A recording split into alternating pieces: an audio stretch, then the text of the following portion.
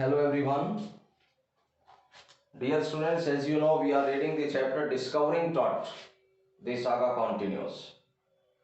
It's all about the ancient Egypt, the tradition of ancient Egypt. And see, discovering thought about his sad demise. The chapter is all about his sad demise. फेरो, क्योंकि उस समय राजा का जो title दिया जाता था वो क्या टाइटल दिया जाता था? फेरो का टाइटल दिया जाता था. He was died at the age of 19 years and he became pharaoh when he was only 9 years old. So in this chapter the description is given that how he died at the age of 19 years and what type of investigation took place after that. So see, I have given you the precise data of the investigation right from beginning. Let me tell you, his tomb was discovered in the year 1922 by Howard Carter, a well-known archaeologist. सबसे पहले उसकी कब्र को जो जांचा गया, खोजा गया, वो 1922 में खोजा गया था हावर्ड कार्टर के द्वारा. इन्वेस्टिगेशन 1925 में शुरू हुई थी और उसमें क्या आया था, मैंने फर्स्ट पार्ट में आपको बताया था कि इस डेथ में ऑक्योर मर्डर, शायद उसकी हत्या की गई. उसके पश्चात 1968 में जो दूसरा इन्वेस्टिगेशन हुआ वो शुरू हुआ 1968 में एंड एक्सरेज डन. अब यहाँ पर क्या निकल कर के आया, क्या बात सामने आई कि उसकी जो फ्रंट रिब्स थी और ब्रेस्ट बोन थी वो मिसिंग थी, वो गायब थी. फिर भी मर्डर की पॉसिबिलिटी को यहाँ पर मना नहीं किया गया. 1968 में क्या हुआ, एक्सरे हुआ. उसके पश्चात जो नेक्स्ट इन्वेस्टिगेशन था वो 2005 का था and it was CT scan. इसका वर्णन भी हम चैप्टर में पढ़ रहे हैं कि 2005 में क्या हुआ, सीटी स्कैन हुआ बॉडी का. और सीटी स्कैन में क्या रिवील हुआ कि संभवतः there was a leg fracture.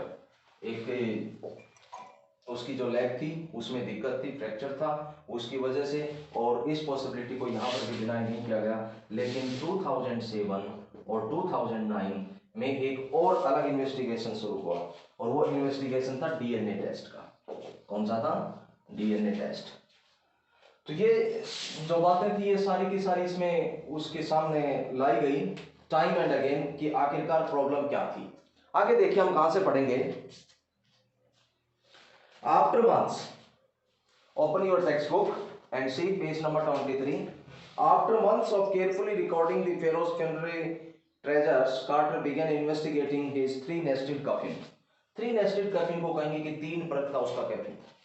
ताबूत जो था वो अलग अलग तीन परतों का बना हुआ था. Carter began investigating his three nested coffin. Opening the first, he found shroud. पहला जब उसने परत को हटाया तो उसको श्राउड मिला, कफन मिला, with garlands of willow and olive leaves, wild celery, lotus petals and corn flowers. मक्की के फूल, लोटस की पत्तियां, फूल की पत्तियां और इस प्रकार से अजवाइन, ये सारे पदार्थ वहां पर मिले. And it means the faded evidence of burial in March or April. इसका मतलब ये था कि जब उसको बेरिड किया गया, दफनाया गया, उस समय कौन सा महीना था? मार्च या अप्रैल का महीना था. When he finally reached the mummy ground, he ran into trouble. His ritual rations had hardened, cementing Tut's bottom of his solid gold coffin. No amount of legitimate force could move them. Carter wrote later what was to be done. No legitimate force can, change it or take it apart from the coffin. कहता है कि जब एक तरीके से जो final उसका procession हुआ, अंतिम प्रक्रिया जो हुई, अंतिम संस्कार का जो समय था, every religion has their own traditions, अपनी हर धर्म की अपनी परंपराएं होती हैं. जब उसको दफनाया गया तो कुछ रेशंस डाला गया, उसके ऊपर चिपचिपा पदार्थ डाला गया, जिसकी वजह से उस कफिन में उसका जो बॉटम था वो अच्छे ढंग से चिपक गया. और कहता है कोई भी लेजिटिमेट फोर्स उसको अलग नहीं कर सकती थी, अप्रोप्रिएट फोर्स लगा करके उसको अलग नहीं किया जा सकता था. No amount of legitimate force could move them. Carter wrote later what was to be done. आखिरकार क्या किया जाए? The sun can beat down a like hammer. This for south in Egypt, and Carter tried to use it loosen the rations.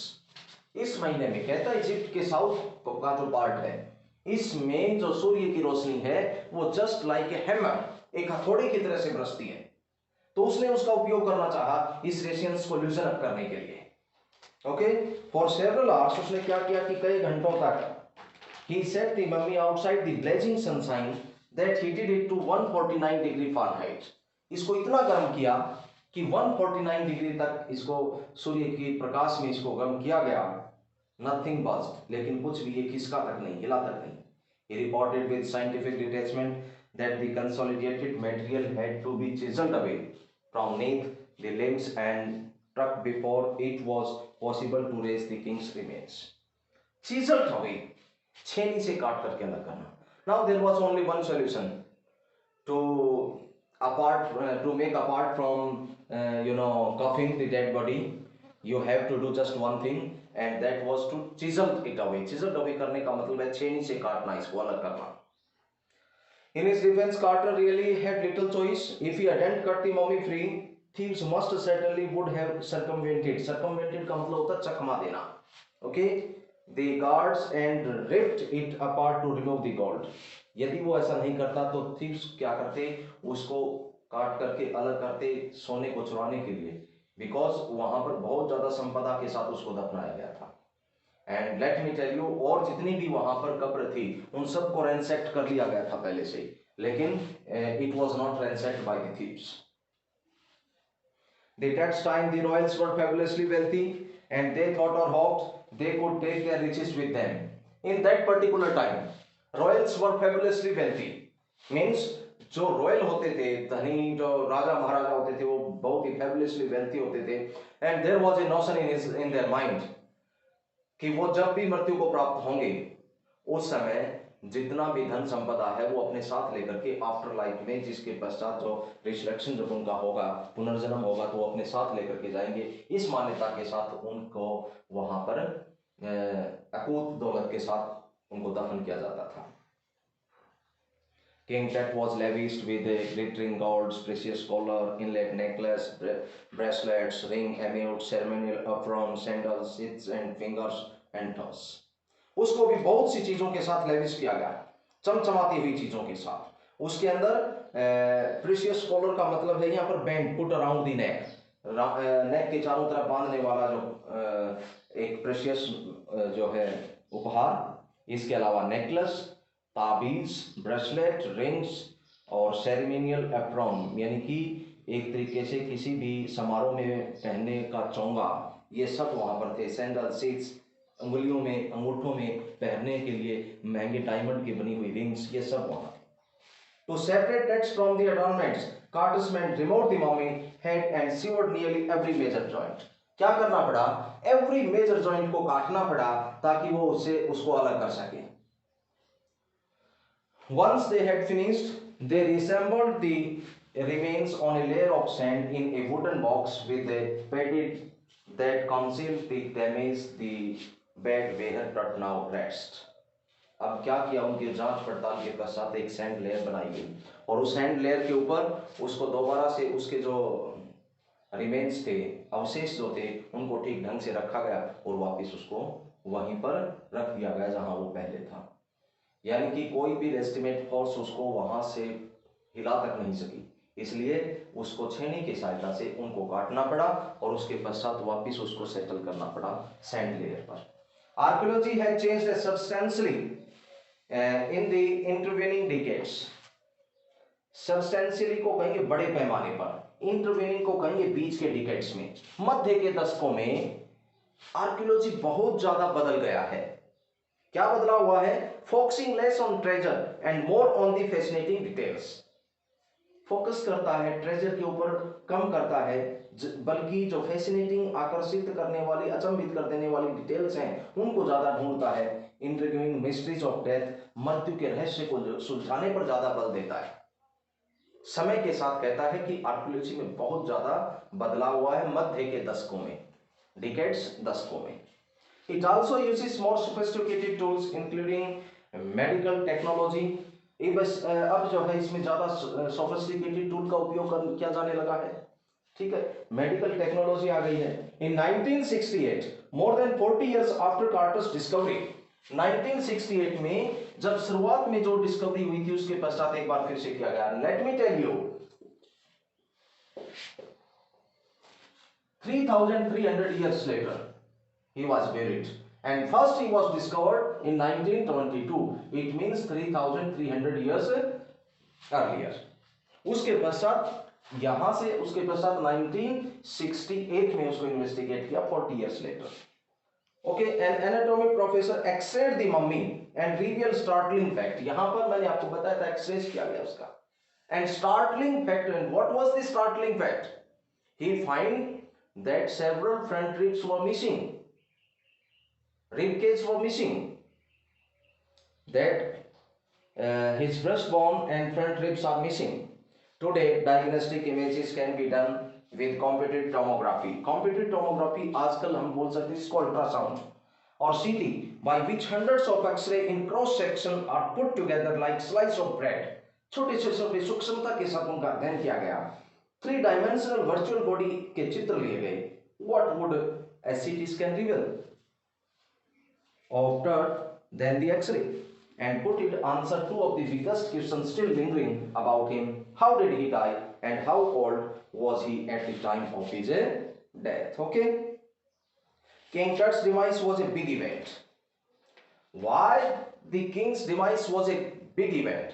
Because he was the last heir of a powerful dynasty. एक बहुत बड़ी dynasty का, वंश का वो आखिरी शासक था। और सबसे रहस्यमयी बात ये कि आखिरकार क्या नौबत आई कि उसको 9 वर्ष की उम्र में ही राजा बना दिया गया। एंड फिर ऐसा अचानक से क्या हुआ कि एट द एज ऑफ 19 उसको मृत्यु को प्राप्त वो हो गया और उस वंश का ही पूरा क्या हो गया, अंत हो गया, जो कि प्राचीन मिस्र का सबसे शक्तिशाली वंश था। King Tut's demise was a big event even by royal standard. He was the last of his family line. Last of his family line, आखिरी शासक था. And his funeral was death rattle of a dynasty. But the particulars of his passing away and his aftermath are unclear. जो भी चीजें सामने निकल कर जाए वो सारी की सारी unclear. Amenhotep III, Tut's father, grandfather was a powerful pharaoh. अब थोड़ा सा हम इतिहास में जाते हैं। विलियम्स यहाँ पर बताता है कि उनके जो वंशज थे वो कैसे थे। सबसे पहले एमेनहेटप III की बात आती है। उसका फादर या ग्रैंडफादर जो था पावरफुल फेरो था, शासक था, who ruled for almost 4 decades at the highest of the 18th dynasty golden age. और उसने जो शासन किया वो 4 decades तक किया, almost 40 years तक वो जो है शासन किया उसने, एमेनहेटप III ने, जो उसका फादर ग्रैंडफादर समझा था। ओके,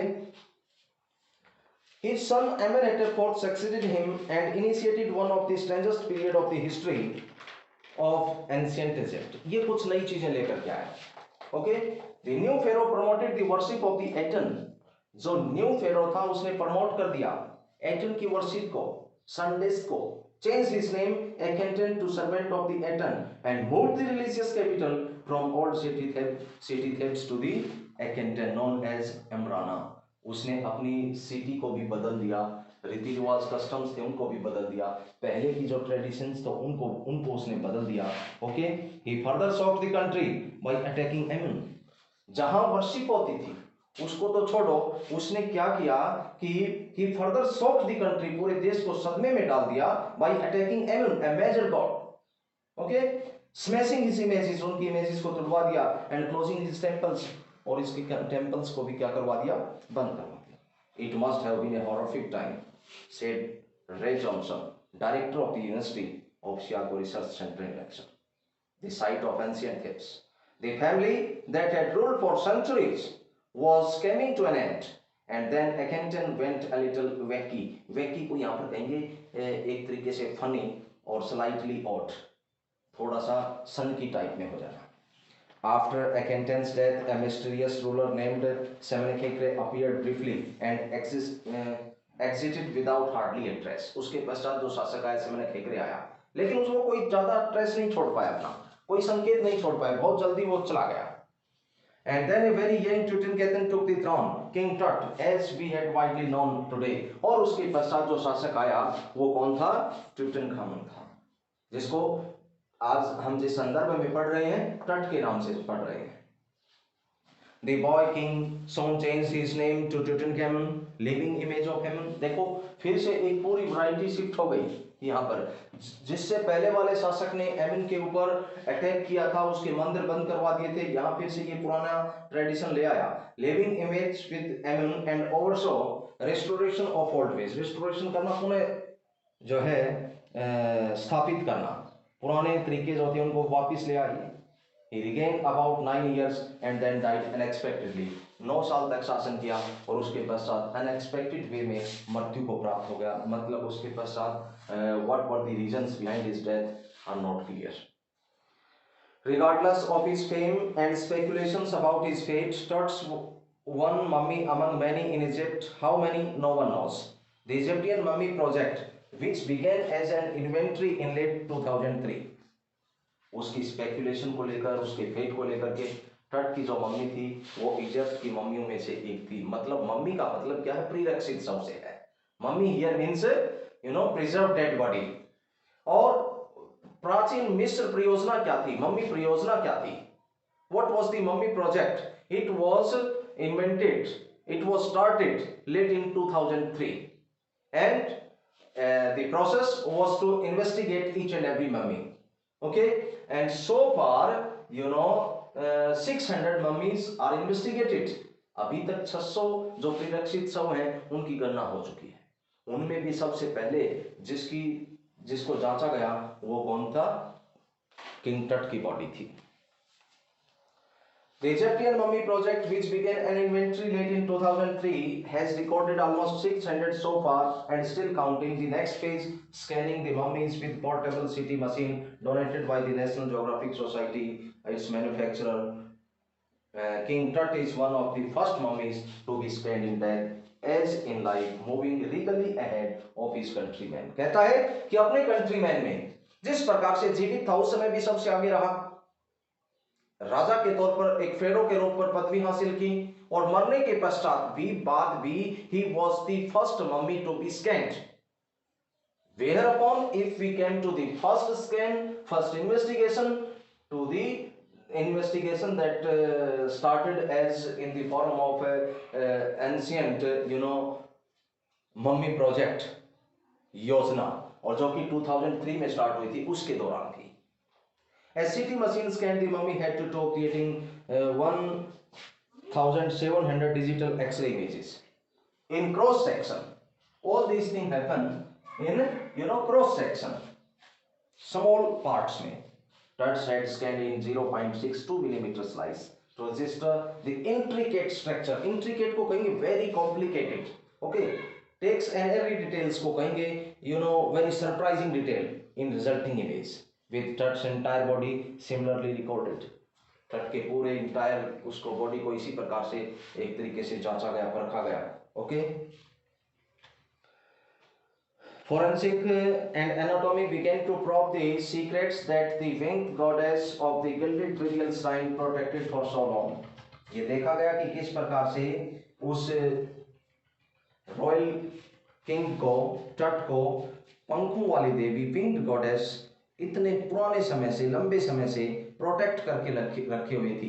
और यहाँ प्रोटेक्ट करने की बात यहाँ पर भी आती है कि इसके सिमिलर टाइम में जितनी भी जो प्रीरेक्विजिट शव थे उन सबको क्या कर लिया गया था? रेंसेक्ट कर लिया गया था, लेकिन इसको रेंसेक्ट नहीं किया गया था। The night of the scan, workmen carried Tut from the tomb in his box like pallbearers। pallbearers का मतलब शव को ढोने वाले, शव को ले जाने वाले। एक तरीके से जिस दिन उसका ये स्कैन होना था, कारीगर उसको टम्ब को पॉलबियरर्स की तरह से लेकर के गए। एक रैंप के ऊपर गए, वो पहले ऊपर सतह के ऊपर गए मिट्टी में, and flight stalls into the swirling land. Swirling का होता है एक तरीके से घेरा बनाते हुए जो मिट्टी उठती है, उस प्रकार से। Then rose on a hydraulic lift into the trailer that held the scanner। 20 minutes later, 2 men emerged। और जब ये स्कैनिंग शुरू हुई उसके 20 मिनट बाद 2 workmen emerged दो वर्कमैन आए, sprinted for an office nearby. Sprint करना तेजी से भाग करके जाना, ये तेजी से भागते हुए एक नजदीकी ऑफिस की तरफ गए and return with a pair of white plastic fan. और क्या लेकर के आए? दो पेयर प्लास्टिक फैन लेकर के आए।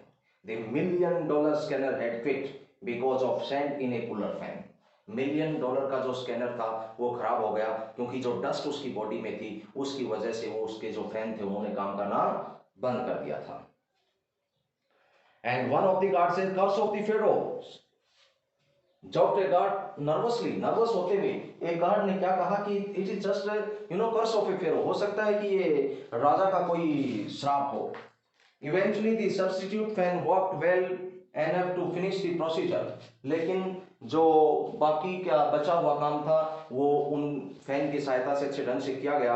After checking that no data had been lost the technicians turn over to the workman.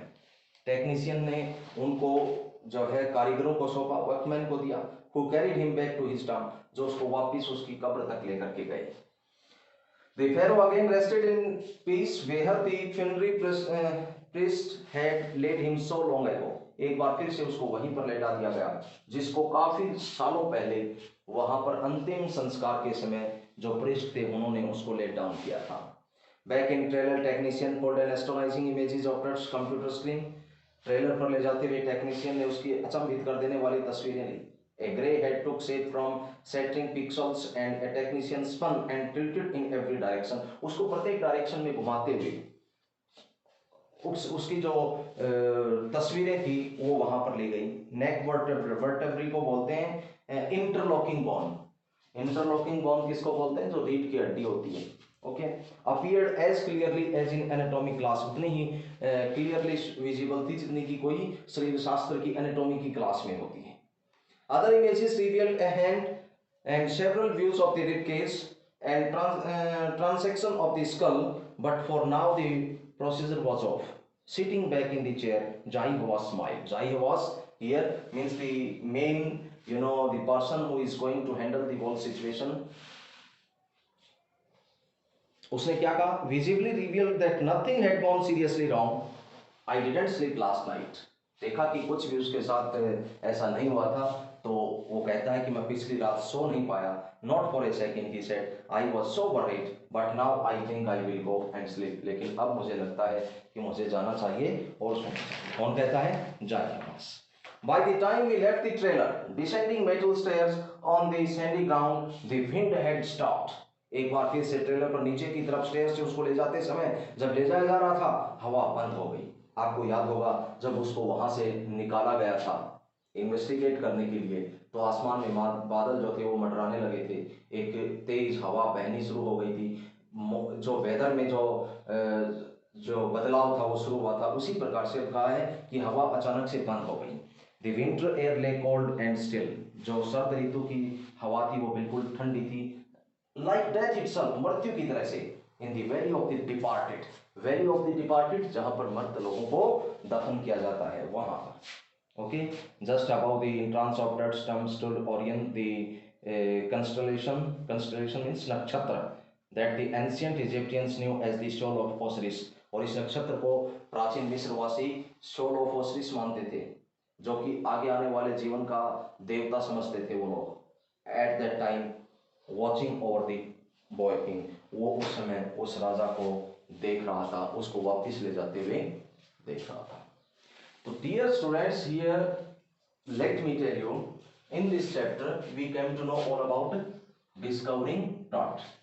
आपको समझ में आया कि टट टुटनखामुन जिसको कहा गया, जिसका नाम क्या रखा गया? टुटनखामुन रखा गया।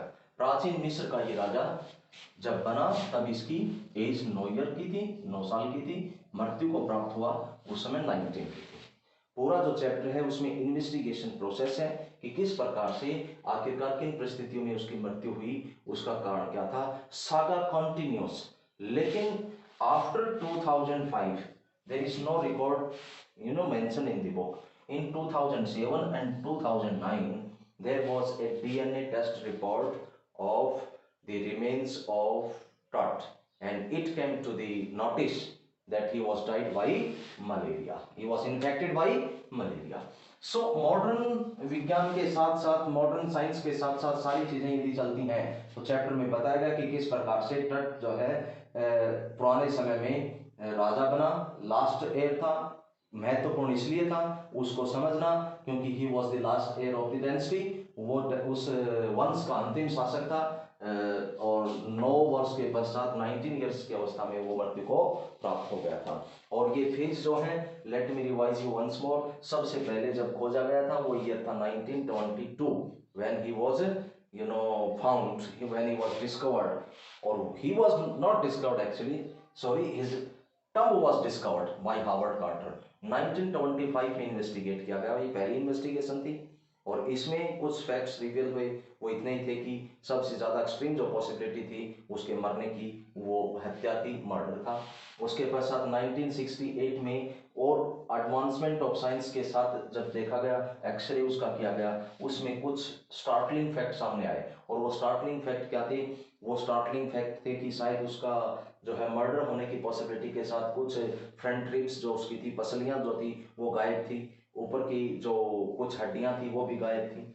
2005 में सीटी स्कैन किया गया, ओके, और पहली बार ये पता लगा कि मृत्यु से ठीक पहले संभवतः उसकी जो टांग थी उसमें कुछ वो चोटिल हुआ था, उसमें फ्रैक्चर था और इसके साथ साथ मर्डर की पॉसिबिलिटी को भी डिनाई नहीं किया गया। 2007 से 2009 के बीच में जब डीएनए टेस्ट हुई उसमें काफ़ी चीज़ें सामने आई जिसके बारे में कहा जाता है कि वो अपने परिवार जो है उसी में एक तरीके से अपनी शादियां भी करते थे, वहाँ बाहर अपने वंश से वो नहीं जाते थे।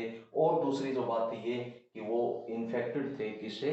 मलेरिया से, और इस वजह से उनकी मृत्यु हुई थी। तो ये जो पार्ट था I have completed today. Discovering dot this होगा कंटिन्यूस, ओके।